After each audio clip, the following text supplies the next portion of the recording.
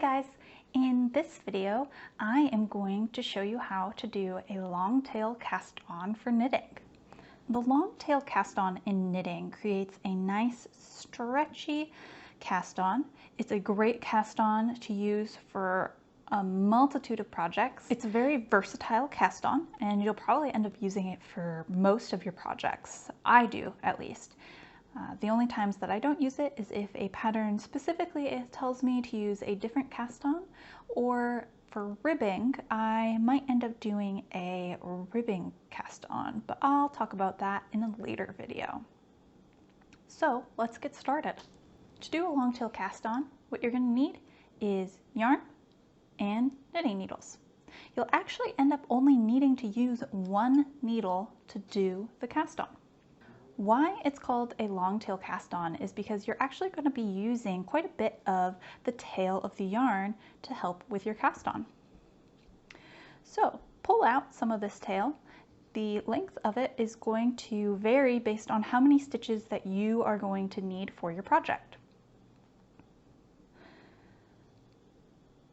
Next, you're going to make a slip knot.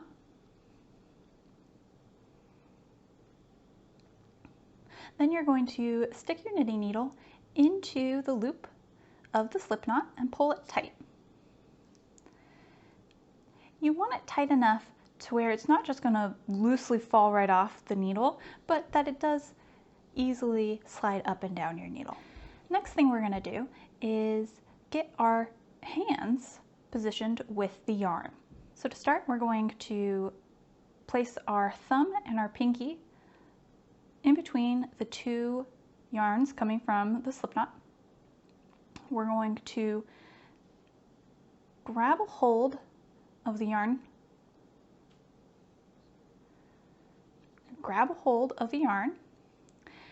and then we're going to take our index finger and make a loop of yarn around our index finger. So what we end up having is a loop around our thumb and a loop around our index finger. Now we're going to create a stitch. So we take our knitting needle and we come down around the yarn on our thumb, and then we go up and around the yarn on our index finger, and then we take our needle through in between the loop on our thumb. We drop the yarn on our thumb, and we actually take our thumb down and we pull the yarn tight.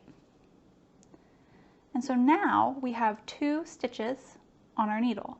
Note that the slip knot is counting as one of our stitches. Readjust if you need to, and then just do it again. Take your needle around the yarn on your thumb, around the yarn on your index finger, down between the two yarns on your thumb, drop the thumb, pull it tight.